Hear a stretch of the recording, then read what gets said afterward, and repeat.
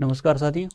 आज हम लोग 14 क्वेश्चन पेपर प्रैक्टिस सेट का सॉल्व करेंगे और इस प्रैक्टिस सेट में 37 प्रश्न हैं हिंदी के और उन्हीं सभी प्रश्नों को हम लोग आज सॉल्व करने वाले हैं। देख लेते हैं एक बार। पहला जो क्वेश्चन है वो दिया हुआ है आपके बोर्ड पर और क्वेश्चन पढ़ लेते हैं।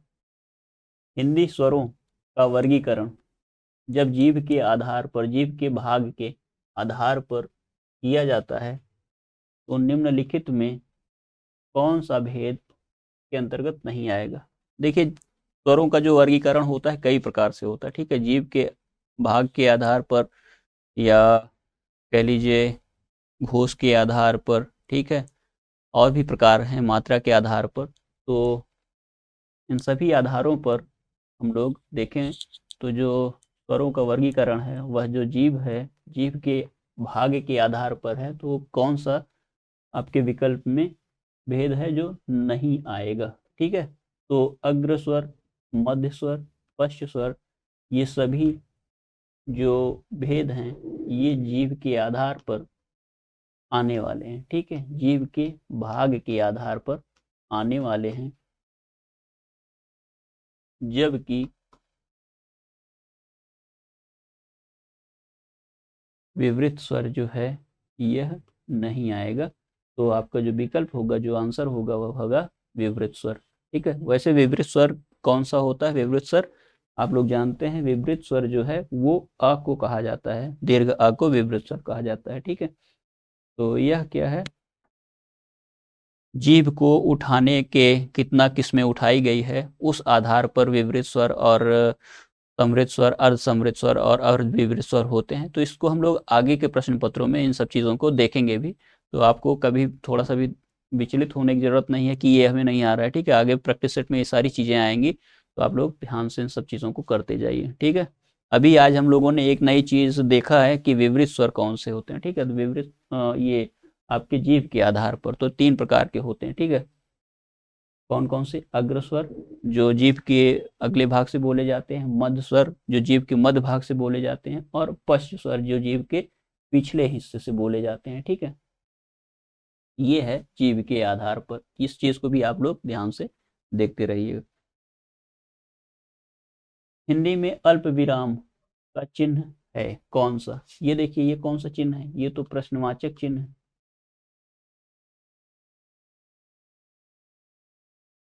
प्रश्नवाचक चिन्ह है। विराम चिन्ह की दृष्टि से देखा जाए तो प्रश्नवाचक का है। यह किसका है? विस्मयादि बोधक चिन्ह है। म्यादि बोधक चिन्ह है। इसी को संबोधन का भी चिन्ह कह सकते हैं। ये क्या है? पूर्ण विराम है।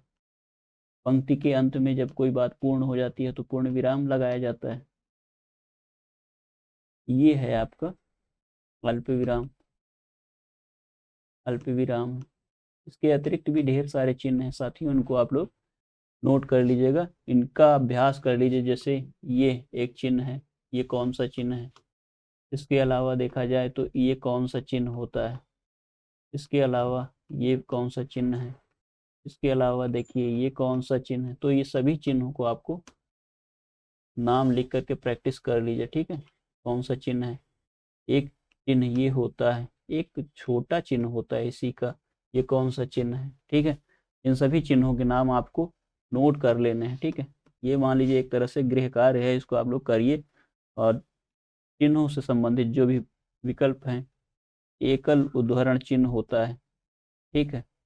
एकल उदाहरण चिन्ह होता है, साथ ही दोहरा उदाहरण चिन्ह, ठीक है। इसको भी आप इकहरा और दोहरा जिसको कहा जाता है। साथ में कोष्ठक होता है, कोष्ठक का भी चिन्ह होता है, इसको भी देखेंगे। मतलब प्रश्न जो है जितने भी विराम चिन्ह से संबंधित हैं सभी विराम चिन्हों का आप प्रयोग कर लीजिए। बहुत ज़्यादा इसमें है नहीं कुछ, केवल आपको देख करके पहचानना है। तो इसको आप लोग कर लीजिएगा। आपका जो विकल्प होगा अल्प विराम का वह यह है। और आगे चलेंगे। निम्न में से संज्ञा शब्द कौन सा? संज्ञा शब्द कौन सा? संज्ञा नाम बताने वाले शब्द को ही संज्ञा कहा जाता है। तो गंगा संज्ञा शब्द है। पुराना, नीला और मोटा, ये सभी शब्द क्या है? विशेषण शब्द हैं, विशेषण में प्रयुक्त होने वाले हैं। तो कालवाचक विशेषण नीला रंग बताता है, मोटा क्या है उसकी आकृति, मतलब गुणवाचक विशेषण है ये सब। तो आप जो गंगा शब्द है वह क्या है, गंगा शब्द है, और जातिवाचक है कि व्यक्तिवाचक है, तो व्यक्तिवाचक संज्ञा शब्द है, ठीक है, व्यक्तिवाचक संज्ञा शब्द है। इसको नोट कर लेंगे आप। संज्ञा कौन सा है, गंगा, तो गंगा किस प्रकार का संज्ञा है, व्यक्तिवाचक संज्ञा है। आगे चलते हैं। इनमें से कौन सा पुरुषवाचक सर्वनाम से संबंधित नहीं है, संबंधित नहीं, पुरुषवाचक सर्वनाम से, देखिए पुरुषवाचक सर्वनाम से संबंधित नहीं है, तो कौन सा शब्द है जो पुरुषवाचक सर्वनाम से संबंधित नहीं है, देख लेते हैं। हम है, हम तो है, तू भी है, और मैं, ये तीनों ही सर्वनाम क्या है, पुरुषवाचक सर्वनाम है, जबकि ये कोई क्या है, अनिश्चय, अनिश्चयवाचक सर्वनाम है। किस प्रकार का सर्वनाम है, अनिश्चयवाचक सर्वनाम, अनिश्चयवाचक सर्वनाम है। इस चीज को आप लोग नोट कर लेंगे। तो विकल्प आपका कौन सा है, फोर्थ क्वेश्चन में विकल्प आपका सी सही होगा, ठीक है, इस चीज को देख लीजिएगा। आगे चलते हैं। इनमें से कौन सा युग्म विशेषण नहीं है, छोटा बड़ा, छोटा का बड़ा विशेषण है, हरा पीला, 2 3, राम लक्ष्मण, राम लक्ष्मण देखिए ये क्या है, संज्ञा शब्द है, विशेषण का नहीं है, तो ये क्या है आपका विकल्प डी जो है वो नहीं है। आगे चलेंगे। निम्न में से किस विकल्प में सकर्मक क्रिया का प्रयोग हुआ है, देखिए सकर्मक क्रिया का प्रयोग पूछा गया है। सकर्मक क्रिया और अकर्मक क्रिया दो प्रकार की क्रिया होती है, जानते हैं आप लोग। सिपाही तेज दौड़ता है, सिपाही युद्ध में लड़ता है, सिपाही चोर को पकड़ता है, सिपाही बहुत कम बोलता है। सकर्मक क्रिया का प्रयोग हुआ है, मतलब निम्न में से किस वाक्य में, किस विकल्प, मतलब एक ही विकल्प है जिसमें हुआ होगा। तो सिपाही युद्ध में लड़ना, दौड़ना और सोना, ये क्या है, क्रियाएं, अकर्मक क्रियाएं हैं। जबकि चोर को पकड़ना, किसको पकड़ता है, चोर को पकड़ता है, तो वाक्य में कर्म आया हुआ है, यह वाक्य का कर्म है, इस वजह से यह वाक्य क्या है, विकल्प जो सी है, यहाँ पर क्रिया आपकी कौन सी प्रयोग होगी, सकर्मक क्रिया का प्रयोग होगा, और इसमें कर्म है तो सकर्मक क्रिया पकड़ना है, ठीक है। आगे चलेंगे, विकल्प आपका सी सही होगा। मैं आपके विचार से अंशतः सहमत हूं, मैं आपके विचार से अंशतः सहमत हूं। ये जो अंशतः है, इस में से वाक्य में किस प्रकार के क्रिया विशेषण का प्रयोग हुआ है, तो कालवाचक क्रिया विशेषण का, रीतिवाचक क्रिया विशेषण का, स्थानवाचक क्रिया विशेषण का। तो साथियों देखिए, अंशतः जो शब्द है यह क्या है, परिमाण सूचक शब्द है क्रिया विशेषण का, तो विकल्प आपका डी सही हो जाएगा, ठीक है। आगे चलेंगे। निम्न में से कौन सा शब्द स्त्रीलिंग का नहीं है, स्त्रीलिंग का शब्द कौन सा नहीं है, इसको बताना है। योजना आ गई, भिक्षा दी गई, संबल बढ़ा, यामा बीत गई, यामा मतलब रात्रि होता है, संबल दिया जाता है, ठीक है, किसी को, अपने भाई को संबल दिया आपने, तो क्या है, विकल्प आपका 8th में डी सही होगा, इसको आप लोग टिक कर लेंगे, ठीक है। 8th में कौन सा विकल्प सही होगा, डी विकल्प सही है, तो आप लोग इस चीज को देखते रहिए, ठीक है। यामा का मतलब क्या होता है, रात्रि, ठीक है, यामा बीत गई, ठीक है, यामा बीत गया नहीं होता। तो जब भी स्त्री या पुल्लिंग, स्त्रीलिंग या पुल्लिंग का आपको निकालना हो, तो आप लोग देखेंगे कि वाक्य प्रयोग ही एक माध्यम है जिससे कि आप सही सही ज्ञान ज्ञात कर सकते हैं कि कौन सा होगा, ठीक है। संबल जो शब्द है वह स्त्रीलिंग का शब्द नहीं है। आगे चलेंगे। किस वाक्य में एक वचन का प्रयोग हुआ है, देखिए वाक्य है एक दिया हुआ, आपके सामने 4 दिए हैं, उसमें से कौन सा वाक्य एक वचन में प्रयुक्त है, उसको देखिए। लड़के लड़कों को मार रहे हैं, लड़के लड़कों को मार रहे हैं, मतलब ढेर सारे लड़के हैं, लड़कों ने लड़कों को मारा, ठीक है, ढेर सारे इसमें भी है। लड़के ने लड़के को मारा, इसमें एक ही लड़का लड़के के लिए है, और लड़के को मारा, ठीक है। अब मारा क्रिया से आप लोग देखेंगे कि कौन सा वचन है। लड़के लड़के को मार रहे हैं, क्रिया में देखिए आप बहुवचन का है, तो लड़के ने लड़के को मारा। ये जो विकल्प सी है आपका, यह विकल्प आपको देख करके लगाना है, टिक करना है, ठीक है। एक वचन में प्रयुक्त हुआ है। बांसुरी बज रही थी, ठीक है। यहाँ पर वाक्य है कौन सा कि बांसुरी बज रही थी। इस वाक्य में पूछा गया है वाक्य किस काल का उदाहरण है, किस प्रकार का उदाहरण, किस काल का उदाहरण है। तो वह क्या है, पूर्ण वर्तमान काल है, सामान्य भूतकाल है, अपूर्ण भूतकाल है, अपूर्ण वर्तमान काल है। कौन सा है, बांसुरी बज रही थी, ठीक है। तो आप लोग जानते हैं बांसुरी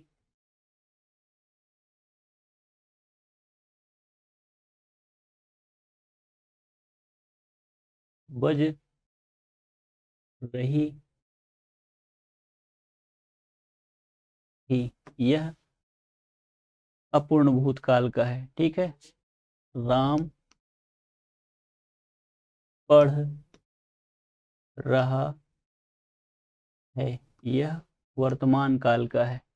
सामान्य भूत अशोक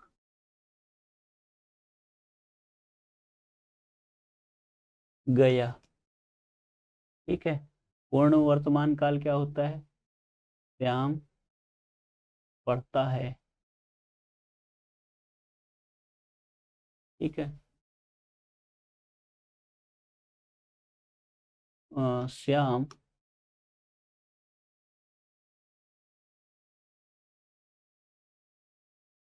पढ़ता है, ठीक है। इसको देख लीजिएगा आप लोग। और इसमें विकल्प में जो आपको लगाना है वह विकल्प कौन सा है, तो विकल्प आपका कौन सा होगा, ये।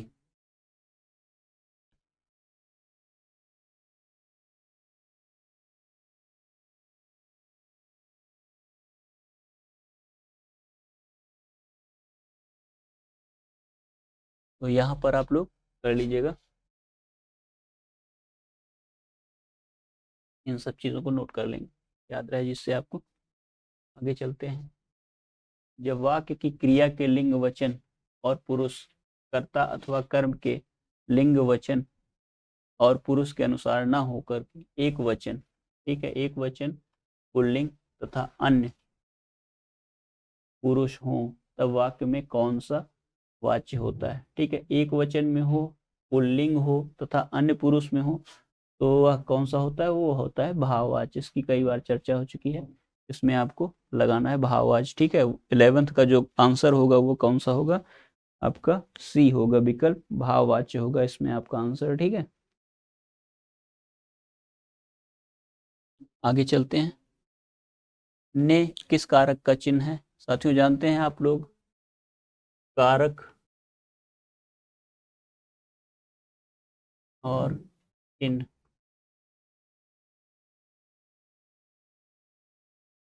तो जानते हैं कर्ता कारक,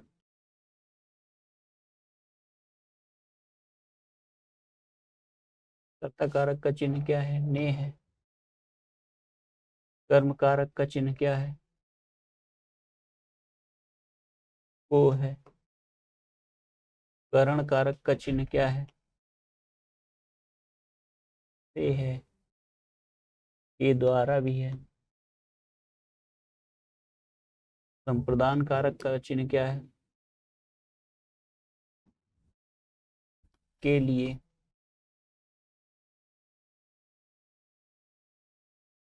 के लिए और को भी है। उसके बाद अपादान, अपादान में क्या है, अपादान से अलग होने के अर्थ में संबंध का जो चिन्ह है वो क्या है, का, के, की इत्यादि चिन्ह है, ठीक है। और अधिकरण का क्या चिन्ह है, में, पय, पर। अधिकरण का क्या चिन्ह है, में और पर। इसको आप लोग कर लेंगे। संबोधन का क्या चिन्ह है, हे, अहे, अरे, संबोधन में होता है। हे, अहो, अरे, ठीक है, ये सभी संबोधन में होते हैं। तो ये चिन्ह है। कर्ता कारक का चिन्ह क्या है? ने है। ठीक है, तो जो है आपका विकल्प, आपका चिन्ह सही कर लीजिएगा, इसमें ये सही होगा। ठीक है, निम्नलिखित में से कौन सा तद्भव शब्द है? इष्टिका, कुपुत्र, अमीय, उल्लूक। अमी का होता है अमृत, तत्सम। ठीक है, तो जो आपका विकल्प होगा वह विकल्प तद्भव है। ठीक है, 13वां का सी सही होगा। दी गए शब्द का उपसर्ग ज्ञात कीजिए। दुराशा, दुराशा शब्द है और इसमें कौन सा उपसर्ग लगा हुआ है? दुराशा में कौन सा उपसर्ग लगा हुआ है? तो देखिए, दुर, धन, आशा से मूल रूप से ये बना हुआ शब्द है। तो दुर क्या है? उपसर्ग है। क्या है? उपसर्ग है। इसका आपको पता होना चाहिए। दूसरी चीज ये क्या है? मूल शब्द है। क्या है? मूल शब्द है। तो इस चीज को भी आपको याद रखना है। दुर जो है उपसर्ग है और इसमें दुराशा लगा हुआ है। ठीक है, आगे चलेंगे। दिए गए शब्द का प्रत्यय ज्ञात कीजिए। प्रत्यय ज्ञात करना है इस जगह पर। तो सुनार में मूल रूप से देखिए, जो सोना शब्द होता है, सोना शब्द में आर प्रत्यय जब जोड़ते हैं तो क्या बनता है? सुनार बनता है। सुनार। ठीक है, कुछ परिवर्तन भी होते हैं शब्दों में, उन चीजों को भी ध्यान में रखिएगा।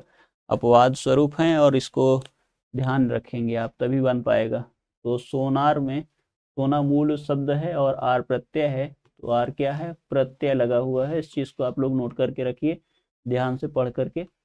तो आपका विकल्प जो है, सोनार शब्द में आर प्रत्यय लगेगा, विकल्प ए सही होगा। ठीक है, इनमें से विलोम शब्दों का सही युग्म, युग्म का मतलब क्या होता है? जोड़ा देखना है, सही देखना है, गलत नहीं। ठीक है, अकुंचन, आकुंचन, प्रसारण, अल्पज्ञ, अवज्ञ, तन्मुख, उन्मुख, स्थावर, जंगम। अल्पज्ञ का क्या होता है? अल्पज्ञ का जो विलोम होगा क्या होगा? बहुज्ञ या सर्वज्ञ। विलोम क्या होगा? बहुज्ञ होगा, सर्वज्ञ होगा। सर्वज्ञ जो सब कुछ जानता है, जो बहु जानता है। ठीक है, सम्मुख का क्या होता है विलोम? सन्मुख, सम्मुख का विमुख। ठीक है, सम्मुख का विलोम क्या होगा? विमुख होगा, विमुख। ठीक है, विमुख होगा।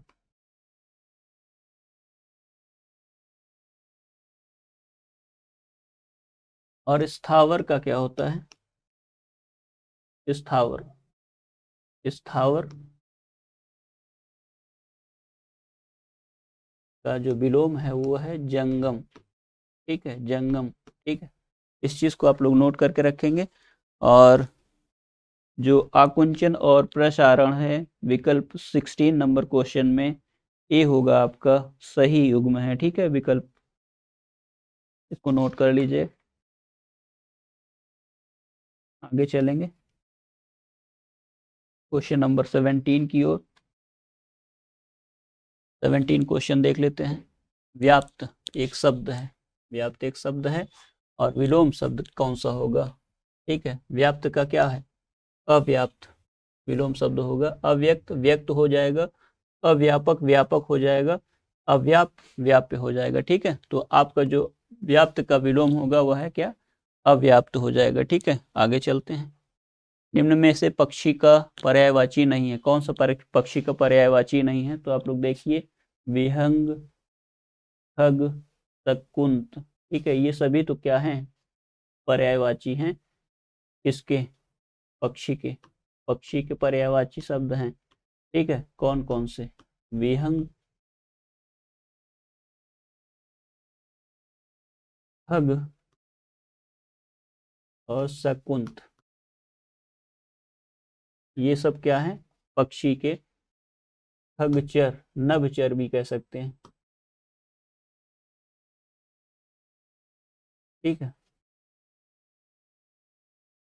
जबकि गाछ, वृक्ष, विटप, है ना, तरु, पेड़, दरख्त, ये सभी किसके पर्यायवाची हैं? वृक्ष के हैं। ठीक है, वृक्ष के पर्यायवाची हैं, इनको सबको नोट कर लीजिएगा आप लोग। और इनसे जो भी शब्द बनेगा उसको भी कर लेंगे। तरु भी होता है, द्रुम भी होता है, ठीक है, पादप भी होता है। ठीक है, कौन कौन से हैं? पादप भी होगा, तरु भी होगा। ठीक, इस चीज को नोट कर लीजिए। आगे चलते हैं। दुर्जन चट का पर्यायवाची शब्द है। ठीक है, दुर्जन का पर्यायवाची शब्द है, दुर्जन का पर्यायवाची शब्द है सठ, कपटी, कंजूस, दरिद्र। देख लीजिएगा इसको 19 नंबर क्वेश्चन में।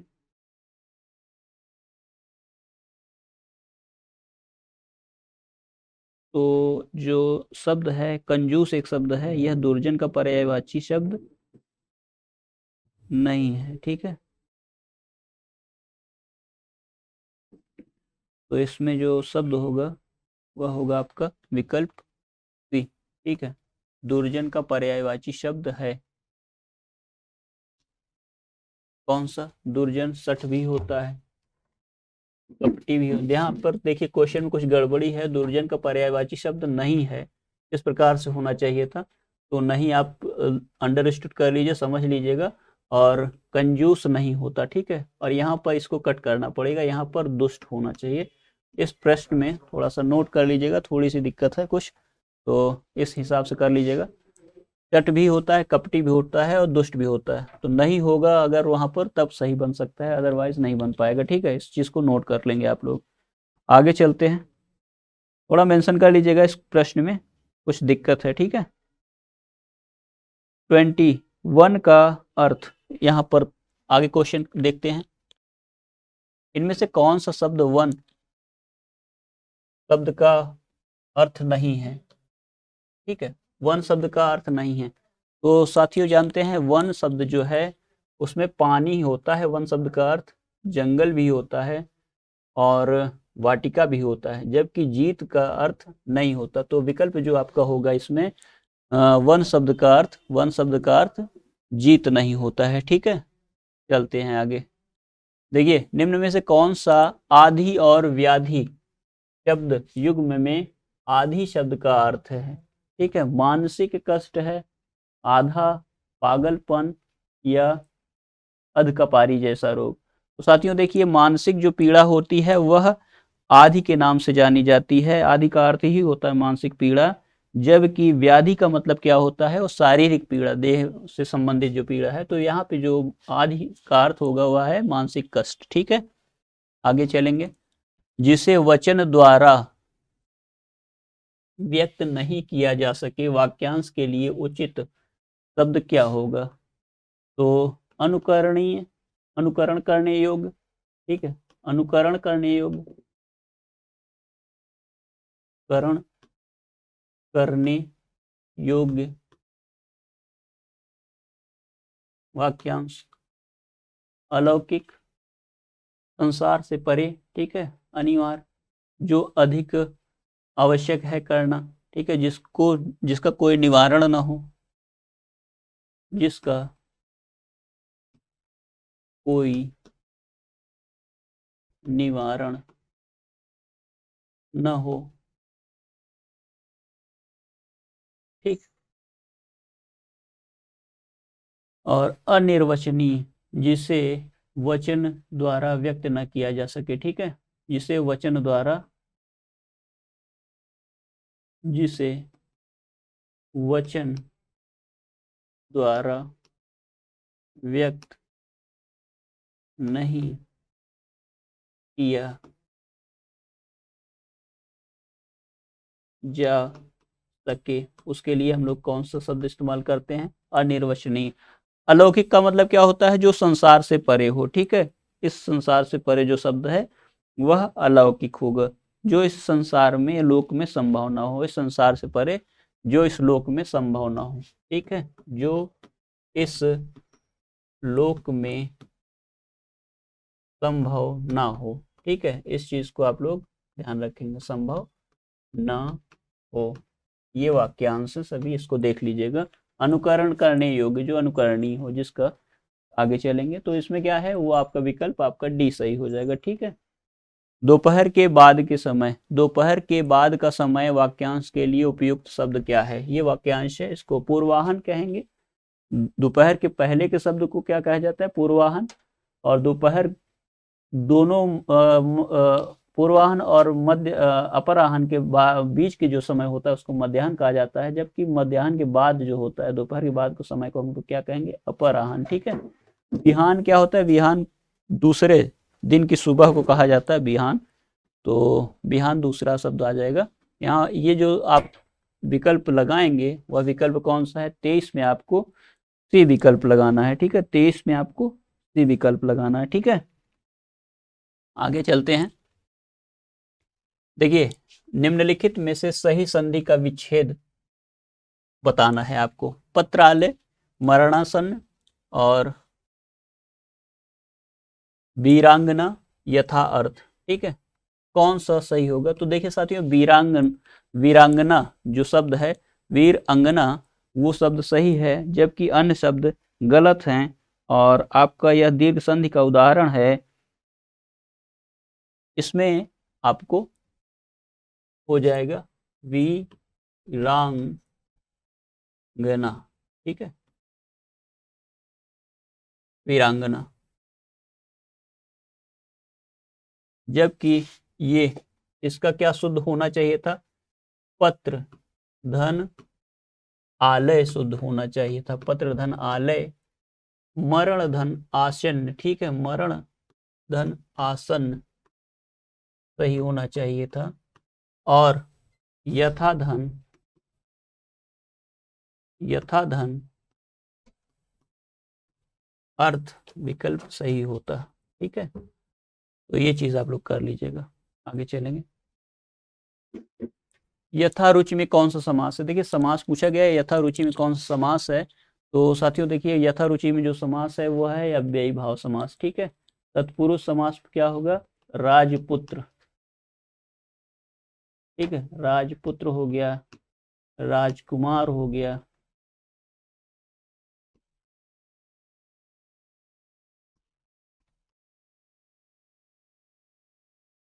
नेत्रहीन हो गया। एक ये सभी हो जाएंगे। बहुव्रीहि में दशानन हो जाएगा, और लंबोदर भी हो सकता है।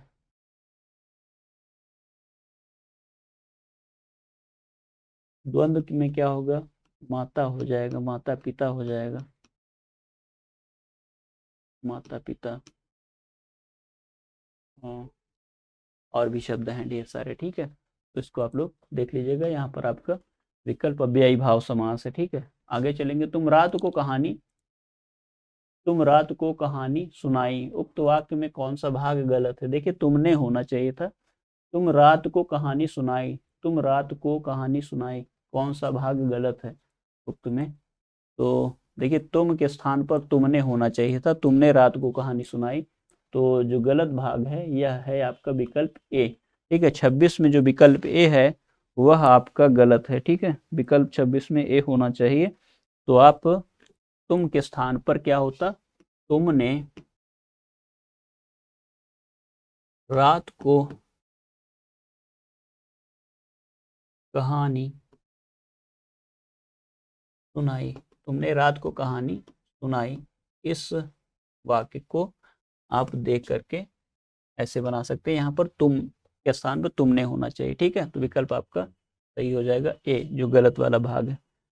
स्थायी भावों की संख्या मानी गई है, कितनी मानी गई है? 3 मानी गई है, 4 भाई मानी गई है, 8 मानी गई है, 9 मानी गई है। तो साथियों देखिए, मुख्य रूप से देखा जाए तो स्थायी भाव जितने होते हैं वो स्थायी भावों की संख्या 9 है। ठीक है। तो स्थायी भाव कितने हैं? स्थायी भाव 9 है मूल रूप से, लेकिन 8 कौन मानता है? भरत मुनि के अनुसार जो है वो, भरत मुनि ने 8 ही स्थायी भाव माने हैं। इस चीज को देख लीजिएगा। आपका विकल्प जो है 9 सही हो जाएगा। ठीक है। स्थायी भावों की संख्या 9 है। आगे चलते हैं। वह सममात्रिक छंद जिसके प्रत्येक चरण में 24-24 मात्राएं हों तथा प्रत्येक चरण में 11वीं और 13वीं मात्रा पर यति होती है, वह कौन सा छंद होता है? तो साथियों वह छंद कौन सा होगा? रोला होगा, सोरठा होगा, सवैया होगा, कवित्व होगा। देखिए वह छंद कौन सा है? रोला होगा। 13 और 11 मात्रा की यति रोला छंद में ही होती है और इसमें 24 मात्राएं जोड़ने पर योग हो जाता है। ठीक है, यह एक सममात्रिक छंद है। ठीक है, इसको ध्यान रखिएगा, रोला छंद हो जाएगा। ठीक है, आगे कंकन किनकिन नूपुर धुन सुनी, इस पंक्ति में कौन सा अलंकार है? ठीक है, कंकन किनकिन नूपुर धुन सुनी, इसमें कौन सा अलंकार है? इस पंक्ति में आपको अलंकार बताना साथियों। देखिए इस अलंकार इसमें जो टिक करेंगे आप कौन सा है? तो वृत्त्यानुप्रास अलंकार है। वृत्त्यानुप्रास अलंकार में क्या होता है? एक ही वर्णों की आवृत्ति बार बार होती है और एक ही स्थान से, मतलब उच्चारित होने वाले एक उच्चारण स्थान से उच्चारित होने वाले वर्णों की आवृत्ति होती है। ठीक है, तो इसको आप लोग विकल्प डी टिक कर लीजिएगा। ठीक,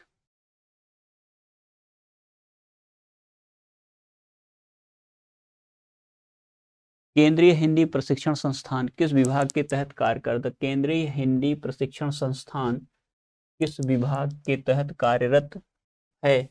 तो राजभाषा विभाग, उच्चतर शिक्षा विभाग, विधायी विभाग, साहित्य अकादमी। साथियों जो राजभाषा विभाग है इसके अंतर्गत कार्यरत है केंद्रीय हिंदी प्रशिक्षण संस्थान, जो कि 1965 में स्थापित किया गया था। ठीक है, 1965 में स्थापना हुई थी इसकी और यह एक संवैधानिक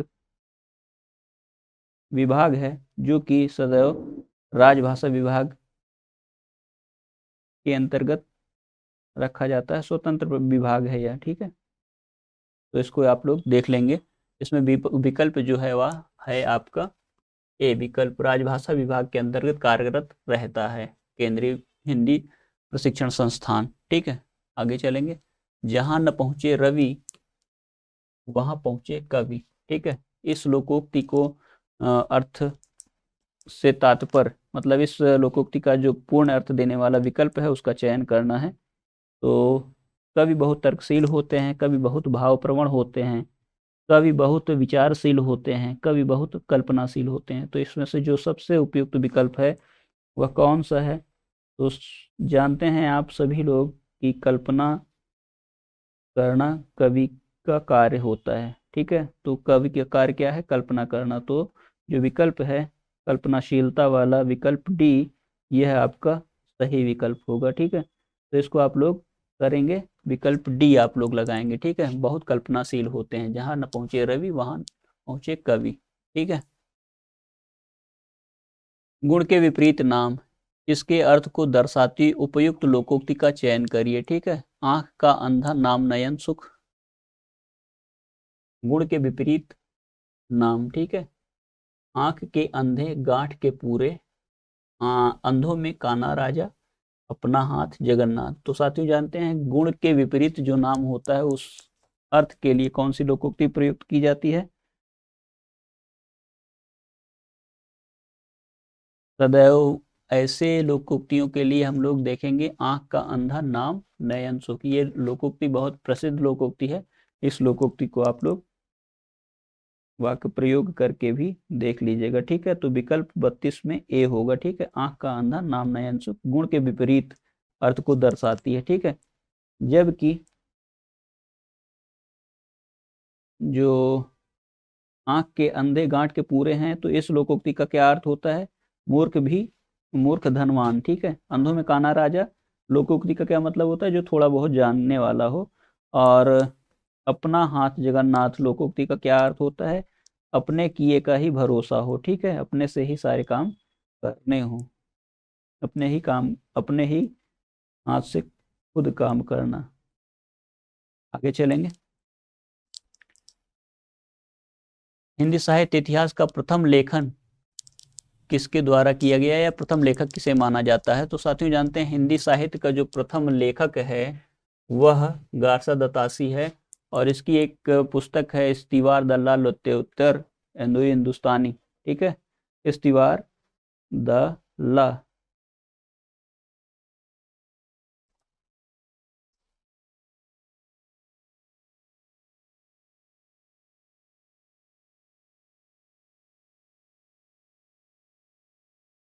इस्तवार द ला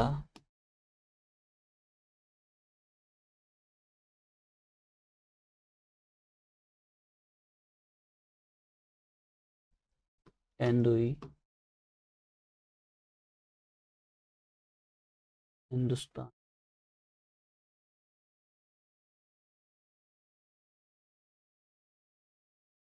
ठीक है, ये जो रचना है यह इस्तीवार द ला प्योर एंडो हिंदुस्तानी गारसा दतासी की है। ठीक है, इसको आप लोग नोट कर लीजिएगा, बहुत फेमस रचना है, पहली ही इतिहास लेखन का यहाँ पर जिक्र मिलता है।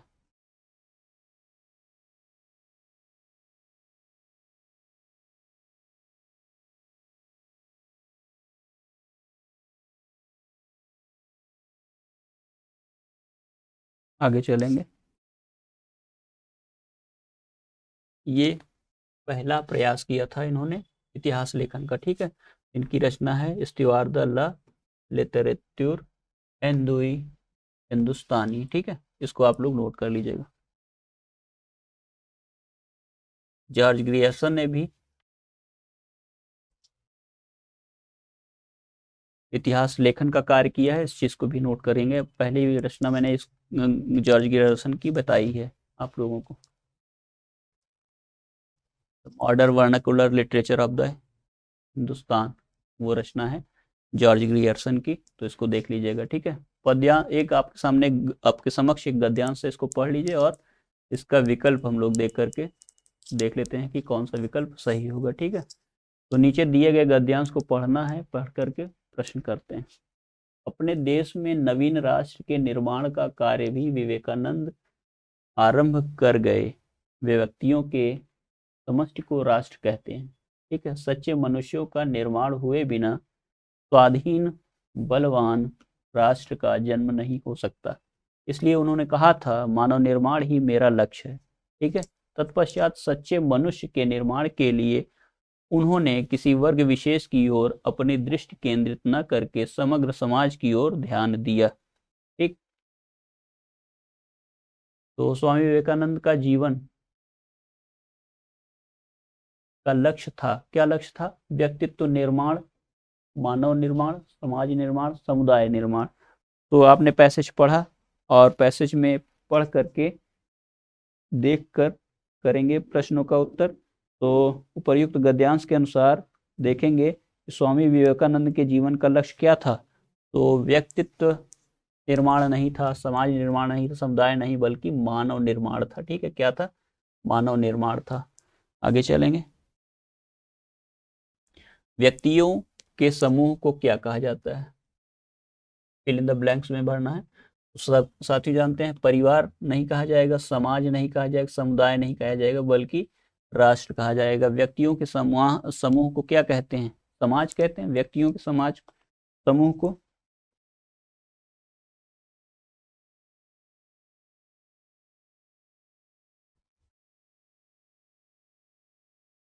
विकल्प आपका टी सही होगा, राष्ट्र। ठीक है, व्यक्तियों के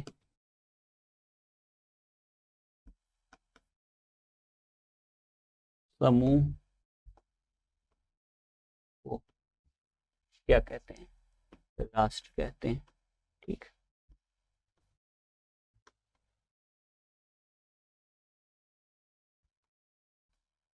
आगे करते हैं। विवेकानंद कैसा राष्ट्र चाहते थे? साथियों, विवेकानंद कैसा राष्ट्र चाहते थे? विस्तृत एवं स्वतंत्र, स्वतंत्र एवं सामाजिक, सामाजिक एवं सशक्त, सशक्त एवं स्वतंत्र। कौन सा राष्ट्र चाहते थे? तो विकल्प में देख करके आप बताएंगे कौन सा राष्ट्र चाहते थे। आप जानते हैं कि सशक्त एवं स्वतंत्र राष्ट्र की कल्पना करते थे विवेकानंद। ठीक है, तो विकल्प आपका जो होगा सही वह डी सही होगा। ठीक है, विवेकानंद जी ने मानव निर्माण के लिए वर्ग विशेष को चुना, जाति विशेष को चुना, समस्त समाज को चुना, धर्म विशेष को चुना। साथियों जानते हैं धर्म विशेष, वर्ग विशेष और जाति विशेष पर उनका कोई भी ध्यान नहीं था, बल्कि किसको चुना उन्होंने? समस्त समाज को चुना था। ठीक है, तो यह जो विकल्प होगा वह सही होगा। ठीक है, विकल्प सी सही होगा आपका। तो 37 प्रश्न आप कर चुके हैं और इस 37 प्रश्नों के साथ यह जो प्रैक्टिस सेट था 14वां प्रैक्टिस सेट समाप्त होता है। अगले प्रैक्टिस सेट के साथ मैं पुनः उपस्थित होऊंगा। नमस्कार साथी।